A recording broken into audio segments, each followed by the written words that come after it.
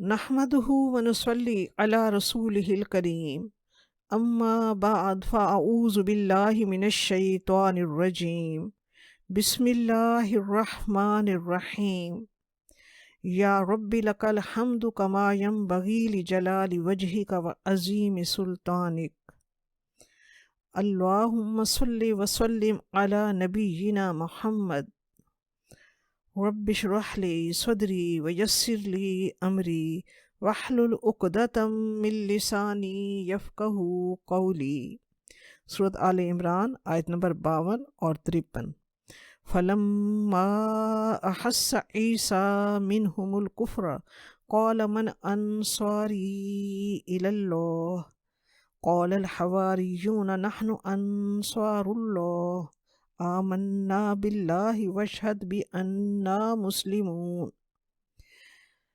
बस जब ईसा अलैहिस्सलाम ने इनकी तरफ से कुफ्र को महसूस किया तो उन्होंने पुकार लगाई कि कौन है मेरा मददगार अल्लाह तबारक व तआला की राह में।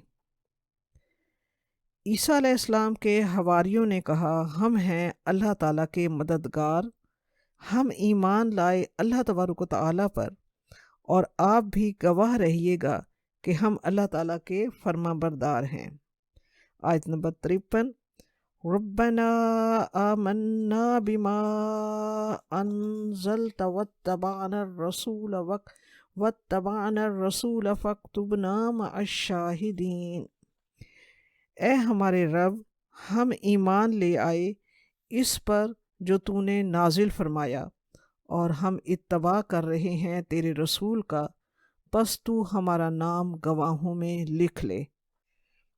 जब ईसा अलैहिस्सलाम ने महसूस कर लिया था कि यहूद उल्मा दलाइल के मैदान में मात खाकर अब इनकी ज़िंदगी के दरपे हो गए हैं और अपनी ज़िद और हठधर्मी की वजह से गुमराही और कुफ्र इनकार पर जमे हुए हैं, तो हज़रत ईसा अलैहिस्सलाम ने फरमाया, कौन है जो अल्लाह ताला के अहकाम पहुँचाने में मेरा साथ दे। जैसा कि हज़रत मोहम्मद सल्लल्लाहु अलैहि वसल्लम हज के मौका पर फरमाया करते थे, कोई है जो मुझे अल्लाह जल्ला शानहू का पैगाम पहुँचाने के लिए जगह दे। कुरैश तो अल्लाह ताला की तबलीग से रोक रहे हैं, यहाँ तक कि अंसार मदीना ने इस खिदमत के लिए अपने आप को पेश किया। जब आप सल्लल्लाहु अलैहि वसल्लम उनके यहाँ तशरीफ़ ले गए तो उन्होंने पूरी खैर ख्वाही और बेमिसाल हमदर्दी का मुजाहिरा किया और सारी दुनिया के मुकाबले में अपना सीना सपर कर दिया। इसी तरह हज़रत ईसा अलैहिस्सलाम ने जब महसूस किया कि बहैसियत मजमूई बनी इसराइल कौम जो है वो इनका साथ नहीं दे रही, तो उन्होंने फरमाया, कौन है जो इनफरादी तौर पर मेरा साथ दे। उनकी आवाज़ पर चंद इसराइलियों ने लब्बैक कहा। आगाज़ में 2 अशख़ास शामिल हुए। वो पेशे के लिहाज से धोबी थे। धोबी के लिए उस ज़माने में लफ्ज़ हवारी इस्तेमाल होता था। हवारी का मादा हा वाओ रा है। ये ख़ास सफ़ेदी के मानी में है। हूर को भी सफ़ेद रंगत की बिना पर हूर कहा जाता है। धोबी को हवारी उनके कपड़ों की सफाई की वजह से कहा जाता था। बाद में ये नाम हज़रत ईसा अलैहिस्सलाम के साथियों के लिए अलामत बन गया, उनकी नीयत की सफाई और अमल के खलूस की वजह से। ये तादाद में 12 थे। उन्होंने हज़रत ईसा अलैहिस्सलाम की दावत को हर कीमत पर आगे बढ़ाने का अहद किया था। बिल्कुल इसी तरह जैसा कि जंग खंदक के मौके पर अल्लाह तबारक व तआला की मदद से तेज़ ठंडी आंधी ने कुफ़ार के कदम उखाड़ दिए थे। उनकी हांडियाँ उलट गईं। वो बददिल होकर नाकाम वापस जाने की सोचने लगे। इस सूरत हाल का सही जायज़ा लेने के लिए आप सल्लल्लाहु अलैहि वसल्लम ने सहाबा कराम रज़ियल्लाहु ताला अन्हुम को मुखातिब किया, कौन है जो कुफ़ार के लश्कर की खबर लाए। इस कड़ाके की सर्दी में और तेज़ ठंडी आंधी में किसी को जुर्रत ना हुई। صرف حضرت زبیر رضی اللہ تعالیٰ عنہ نے فرمایا یا رسول اللہ میں جاتا ہوں۔ آپ صلی اللہ علیہ وآلہ وسلم نے یہ بات 3 بار دہرائی اور تینوں بار حضرت زبیر رضی اللہ تعالیٰ عنہ نے فرمایا یا رسول اللہ میں جاتا ہوں۔ بخاری و مسلم میں یہی روایت ہے کہ جنگ خندق کے موقع پر آپ صلی اللہ علیہ وآلہ وسلم نے فرمایا کوئی ہے جو سینہ سپر ہو جائے، تو اس آواز کو سنتے ہی حضرت زبیر رضی اللہ تعالیٰ عنہ تیار ہو گئے۔ آپ صلی اللہ علیہ وآلہ وسلم نے دوبارہ یہی فرمایا، پھر بھی حضرت زبیر رضی اللہ تعالیٰ عنہ نے ہی قدم اٹھایا تو آپ صلی اللہ علیہ وآلہ وسلم نے فرمایا ہر نبی کے حواری ہوتے ہیں اور میرا حواری زبیر رضی اللہ تعالیٰ عنہ ہے۔ تو عیسیٰ علیہ السلام کے حواریوں نے فرمایا نحن انصار اللہ، ہم اللہ تبارک و تعالیٰ کے مددگار ہیں۔ اللہ تعالیٰ کی مدد کیا ہوتی ہے؟ جیسا کہ سورۃ محمد کی آیت نمبر 7 میں اللہ تعالیٰ نے فرمایا ان تنصروا اللہ ینصرکم، اگر تم اللہ تعالیٰ کی مدد کرو گے تو اللہ تعالیٰ تمہاری مدد کرے گا۔ اللہ تعالیٰ کی مدد کرنا، اللہ تعالیٰ کے دین کی سربلندی کے لیے اپنے آپ کو وقف کر دینا ہے، دعوت دین کے کام کے لیے، نفاذ شریعت کے لیے نکل کھڑا ہونا ہے۔ جو شخص اللہ تعالیٰ کے دین کی سربلندی کے لیے آگے بڑھتا ہے وہ اللہ تعالیٰ کی مدد کرتا ہے۔ تو اللہ کے دین کی مدد اللہ تبارک و تعالیٰ کی مدد ہے۔ جو اللہ تبارک و تعالیٰ نے وعدہ فرمایا کہ جو اللہ کی مدد کرے گا اللہ اس کی مدد کرے گا۔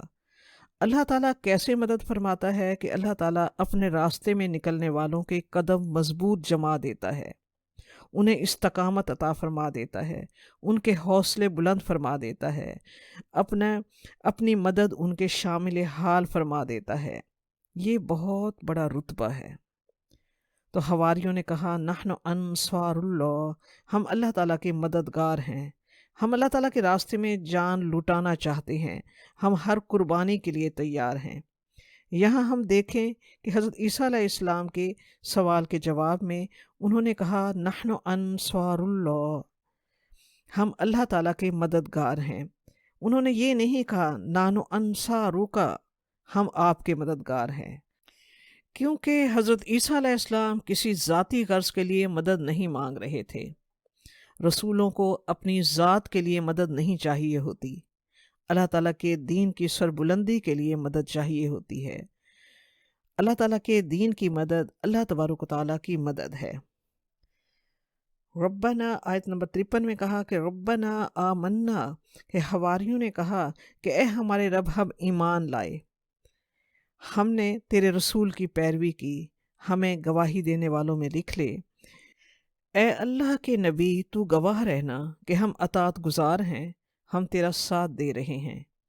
یہ ہے وہ بات جو حاصل ہونی چاہیے کہ اللہ کے نبی، کہ اے اللہ کے نبی تو گواہ رہنا ہم اطاعت گزار ہیں۔ تو گواہ رہنا کس چیز کا؟ کہ جب میدان حشر کا کٹھن وقت ہو تو بس اتنا کہہ دینا کہ یہ انصار اللہ ہیں، کہ یہ اللہ کے مددگار ہیں، انہوں نے دعوت دین اور اقامت دین کے سلسلے میں کام کیا، اس راہ میں انہوں نے قربانیاں دیں۔ یہ شہادت حق ہے کہ اللہ کا نبی اور خود اللہ تبارک و تعالیٰ گواہی دے دے۔ جیسا کہ شاعر نے کہا کہ توحید تو یہ ہے کہ خدا حشر میں کہہ دے یہ بندہ دو عالم سے خفا میرے لیے ہے۔ توحید تو یہ ہے کہ خدا حشر میں کہہ دے یہ بندہ دو عالم سے خفا میرے لیے ہے۔ یہی بات عیسیٰ علیہ السلام کے حواریوں نے کہی کہ گواہ رہنا اے نبی، ہم نے تیری اطاعت کی، ہم تیرے ساتھ آن ملے، ہم نے تیری دعوت پر لبیک کہا، ہم تیرے ساتھ رہے۔ آیت نمبر 54 وَمَكَرُوا وَمَكَرَ اللَّهُ وَاللَّهُ خَيْرُ الْمَاكِرِينَ۔ اب انہوں نے بھی چالیں چلیں اور اللہ تبارک و تعالیٰ نے بھی تدبیر کی، اور اللہ تبارک و تعالیٰ بہترین تدبیر کرنے والا ہے۔ یہود کے اخلاقی زوال پر جب حضرت عیسیٰ علیہ السلام نے انہیں تنبیہ کی کہ حلال و حرام ٹھہرانے کا اختیار صرف اللہ تبارک و تعالیٰ کو ہے،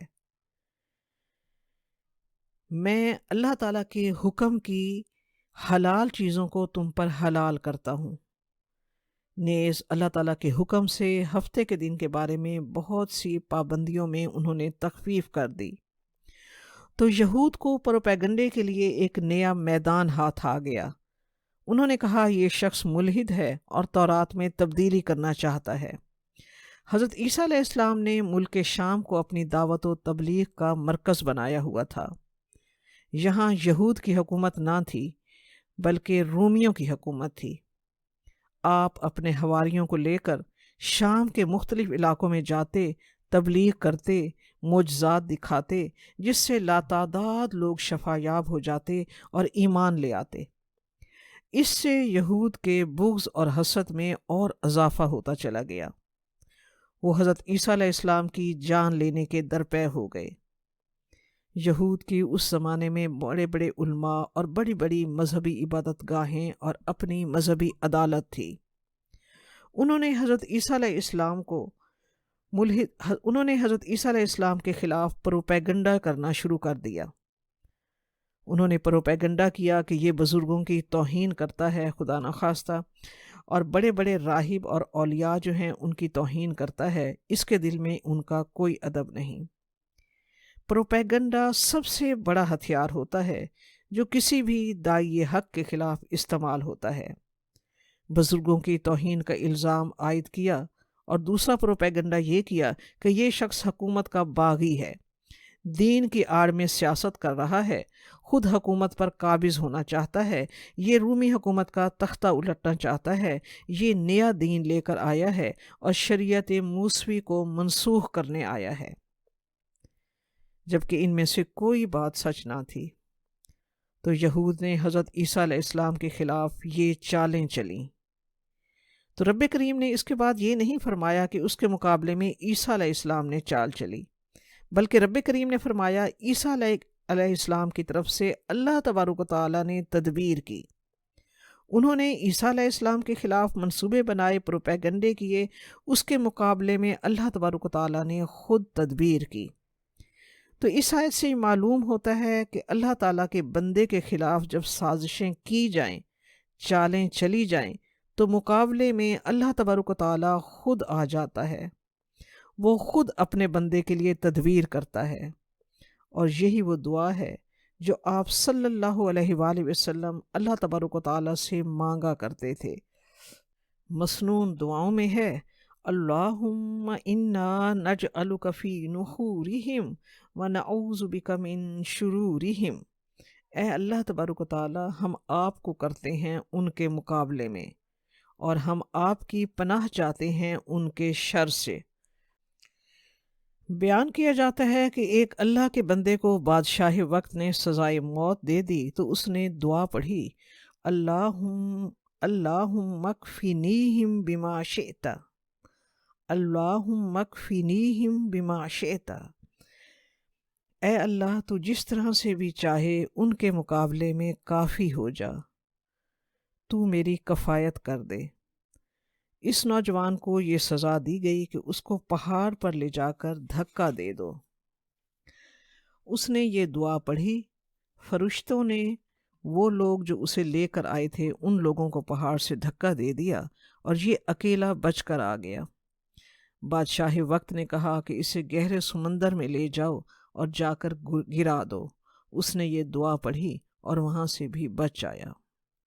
تو یہود نے حضرت عیسیٰ علیہ السلام کے خلاف زبردست پروپیگنڈا کر کے اپنی مذہبی عدالت میں ان کے خلاف مقدمہ دائر کر دیا۔ ان کی مذہبی عدالت نے حضرت عیسیٰ علیہ السلام کو پھانسی کی سزا سنائی، مگر اس کی توثیق رومی گورنر کی طرف سے ہونا لازمی تھی۔ یہود صرف اپنی مرضی سے پھانسی نہ دے سکتے تھے۔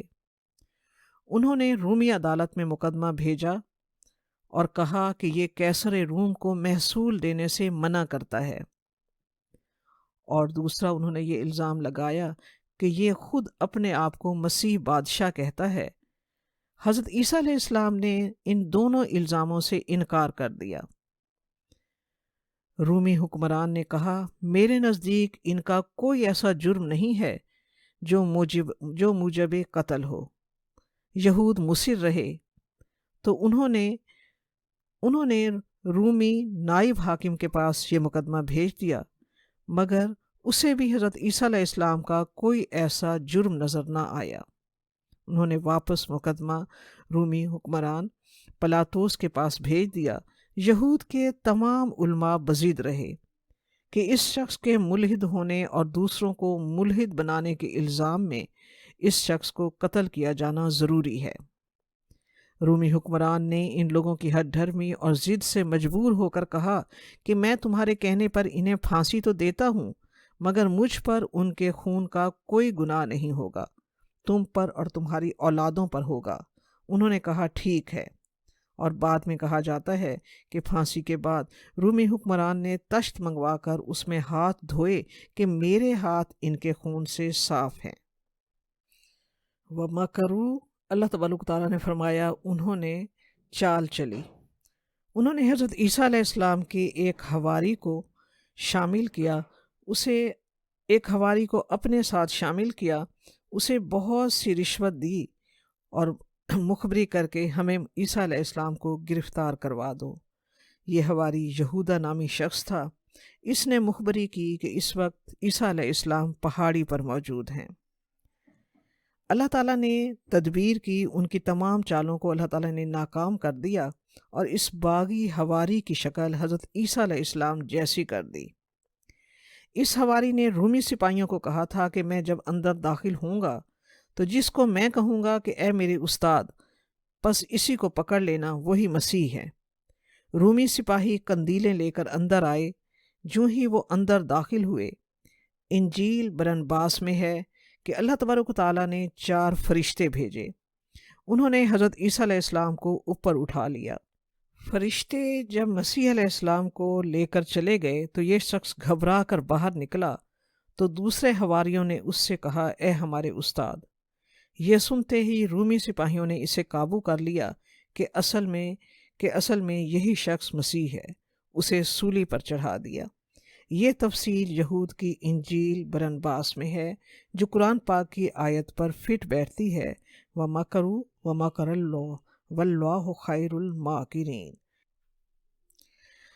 اللہ تبارک و تعالیٰ نے سورۃ النساء کی آیت نمبر 157 اور 158 میں بالکل واضح طور پر یہ فرمایا ہے، وَمَا قَتَلُوهُ وَمَا صَلَبُوهُ وَلَٰكِن شُبِّهَ لَهُمْ، کہ انہوں نے حضرت عیسیٰ علیہ السلام کو قتل نہیں کیا اور نہ انہیں سولی پر چڑھایا ہے، بلکہ ان کو ان کی سی صورت معلوم ہوئی۔ آگے اللہ تعالیٰ نے فرمایا وَإِنَّ الَّذِينَ اخْتَلَفُوا فِيهِ لَفِي شَكٍّ مِّنْهُ مَا لَهُم بِهِ مِنْ عِلْمٍ إِلَّا اتِّبَاعَ الظَّنِّ وَمَا قَتَلُوهُ يَقِينًا بَل رَّفَعَهُ اللَّهُ إِلَيْهِ وَكَانَ اللَّهُ عَزِيزًا حَكِيمًا۔ اور جو لوگ ان کے بارے میں اختلاف کرتے ہیں وہ ان کے حال سے شک میں پڑے ہوئے ہیں، اور وہ زن کے سوا، صرف پیروی زن کے سوا ان کو اس کا مطلق علم نہیں ہے، وہ صرف گمان کر رہے ہیں۔ انہوں نے عیسیٰ علیہ السلام کو یقیناً قتل نہیں کیا، وما قتلوہ یقیناً، انہوں نے عیسیٰ علیہ السلام کو یقیناً قتل نہیں کیا، بل رفعہ اللہ الیہ، بلکہ اللہ تعالیٰ نے ان کو اپنی طرف اٹھا لیا ہے۔ وَكَانَ اللَّهُ عَزِيزًا حَكِيمًا، اور اللہ تعالیٰ غالب اور حکمت والا ہے۔ یہ سورۃ النساء کی آیت نمبر 157 اور 158 ہے۔ اللہ تبارک و تعالیٰ نے حضرت عیسیٰ علیہ السلام کے بارے میں پوری مکمل طور پر تمام واضح دلائل دے دیے ہیں، جو اللہ تبارک و تعالیٰ نے ان کی چالوں کے خلاف اللہ تعالیٰ نے اپنی تدبیر کی۔ آیت نمبر 55، اذ قال اللہ یا عیسیٰ انی متوفیک ورافعک الی ومطہرک من الذین کفروا وجاعل الذین اتبعوک فوق الذین کفروا الی یوم القیامہ ثم الی مرجعکم فأحکم بینکم فیما کنتم فیہ تختلفون۔ یاد کرو جب اللہ تبارک و تعالیٰ نے کہا کہ اے عیسیٰ، اب میں تمہیں لے جانے والا ہوں اور اپنی طرف اٹھا لینے والا ہوں، اور تمہیں پاک کرنے والا ہوں ان لوگوں سے جنہوں نے تمہارے ساتھ کفر کیا، اور غالب کرنے والا ہوں ان لوگوں کو جو تمہاری پیروی کریں گے قیامت تک ان لوگوں پر جو تمہارا انکار کر رہے ہیں۔ اور پھر میری طرف ہی تم سب کا لوٹنا ہوگا، اور میں فیصلہ کر دوں گا تمہارے مابین ان باتوں میں جن میں تم اختلاف کر رہے تھے۔ اذ قال اللہ یا عیسیٰ انی متوفیکا، وفا کے معنی ہے پورا کرنا، اور اردو میں بھی یہی کہا جاتا ہے وعدہ وفا کرنا۔ عربی میں وفا یوفا کا مطلب ہے کسی کو پورا دینا، جیسا کہ سورۃ المائدہ کی آیت نمبر 25 میں ہے، فَكَيْفَ إِذَا جَمَعْنَاهُمْ لِيَوْمٍ لَا رَيْبَ فِيهِ وَوُفِّيَتْ كُلُّ نَفْسٍ مَا كَسَبَتْ وَهُمْ لَا يُظْلَمُونَ۔ تو کیا حال ہوگا ان کا جب ہم انہیں اکٹھا کریں گے اس دن جس کے بارے میں کوئی شک نہیں ہے، اور ہر جان کو پورا پورا بدلہ اس کے اعمال کا دے دیا جائے گا، اور ان پر کوئی زیادتی نہیں ہوگی۔ وَوُفِّيَتْ كُلُّ نَفْسٍ، اور ہر جان کو پورا پورا بدلہ اس کے اعمال کا دے دیا جائے گا۔ یہ ہے عربی میں یوفا، پورا پورا دینا۔ اسی طرح توفا یا توفا کے معنی ہے پورا پورا لے لینا۔ اس آیت میں حضرت مسیح علیہ السلام کے لیے یہ لفظ آیا ہے کہ اللہ تبارک و تعالیٰ نے انہیں پورا پورا لے لیا، جسم و جان روح سمیت۔ جب انسان مرتا ہے تو اس کی روح چلی جاتی ہے مگر جسم یہاں رہتا ہے، اور جب انسان سوتا ہے تو اللہ تعالیٰ شعور لے لیتا ہے اور روح اور جسم یہیں رہ جاتی ہے۔ مگر یتوفا کا مطلب پورا پورا لے لینا ہے، جو اللہ تبارک و تعالیٰ نے حضرت عیسیٰ علیہ السلام کے بارے میں فرمایا کہ میں تمہیں پورے کا پورا لے لوں گا، جسم و جان روح سمیت پورے کا پورا لے لیا اللہ تعالیٰ نے۔ اس میں قطعاً کوئی ایسی بات نہیں ہے جس سے نصارہ کے ایک عقیدے کے مطابق کہ انہوں نے عیسیٰ علیہ السلام کو پھانسی دے دی ہے اور وہ وفات پا گئے ہیں۔ حضرت حسن رضی اللہ تعالیٰ عنہ سے روایت ہے کہ انی متوفی کا کی تفسیر یہ روایت ہے کہ ان پر نیند ڈالی گئی اور نیند کی حالت میں اللہ تعالیٰ نے انہیں اٹھا لیا۔ حضرت حسن رضی اللہ تعالیٰ عنہ فرماتے ہیں کہ رسول پاک صلی اللہ علیہ وآلہ وسلم نے یہودیوں سے فرمایا کہ حضرت عیسیٰ علیہ السلام مرے نہیں ہیں، وہ تمہاری طرف قیامت سے پہلے لوٹنے والے ہیں۔ اور اللہ تعالیٰ نے دوسرا وعدہ یہ کیا، وَرَافِعُكَ إِلَيَّ، کہ میں تمہیں اپنی طرف اٹھا لوں گا۔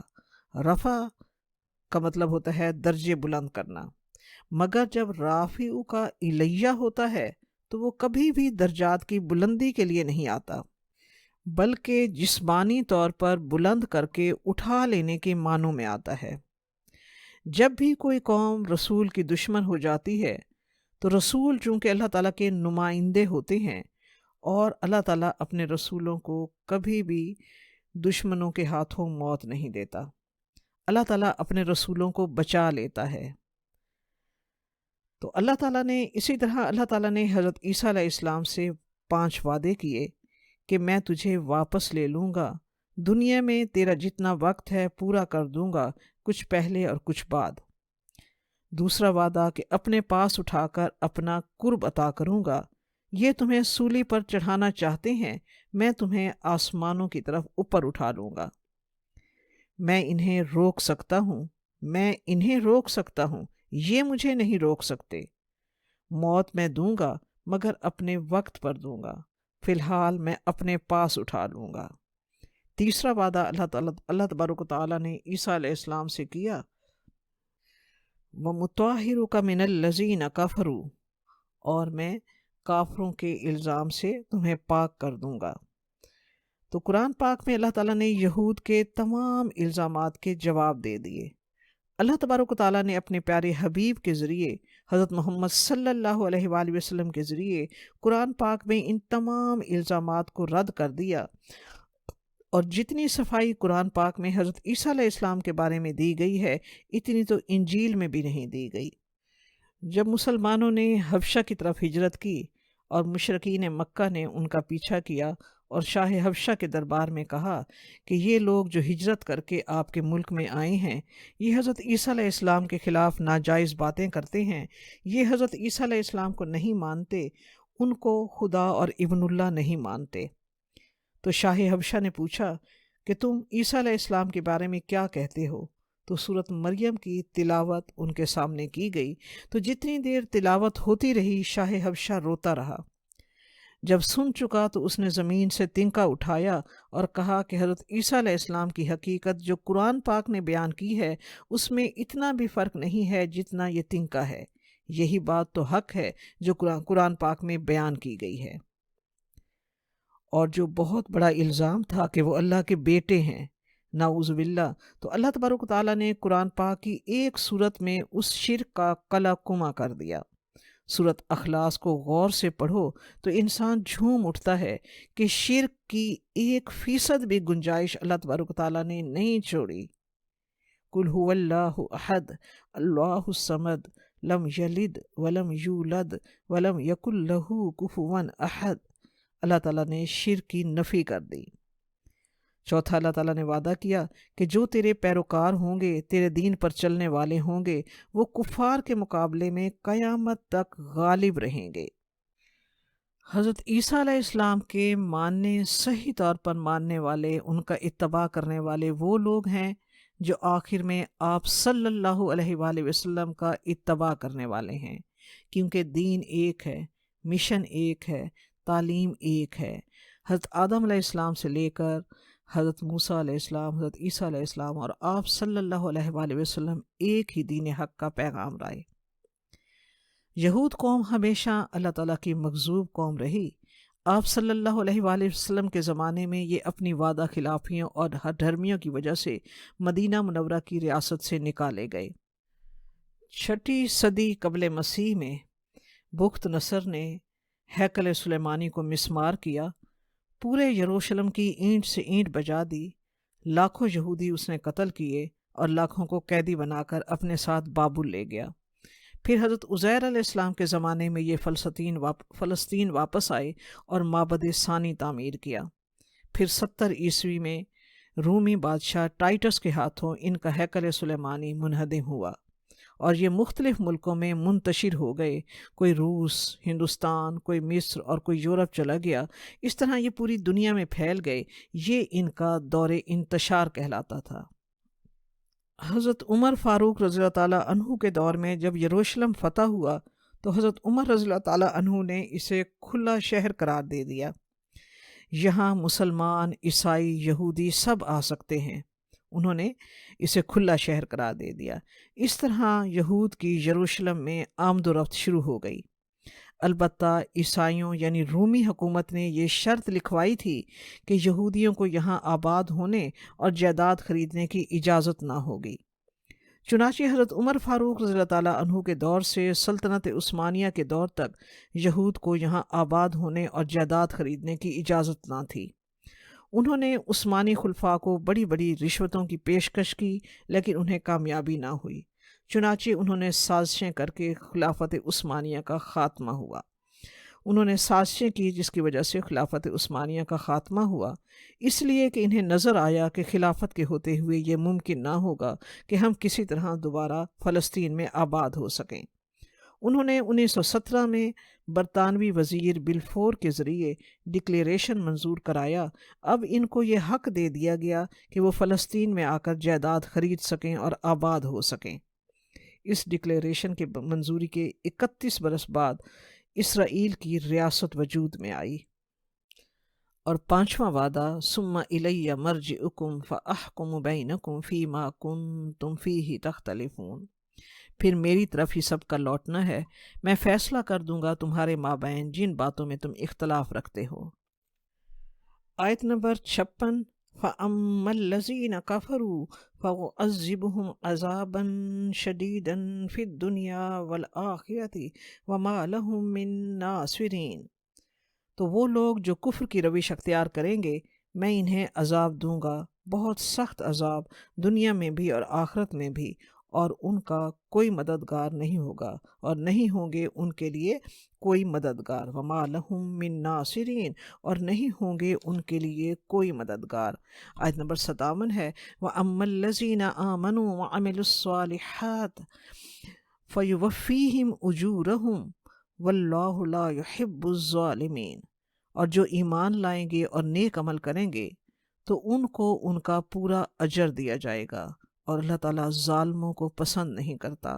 آیت نمبر 58 ہے، ذَلِكَ نَتْلُوهُ عَلَيْكَ مِنَ الْآيَاتِ وَالذِّكْرِ الْحَكِيمِ، یہ ہم آپ کو پڑھ کر سنا رہے ہیں آیات الہیہ اور پرحکمت یاد دہانی۔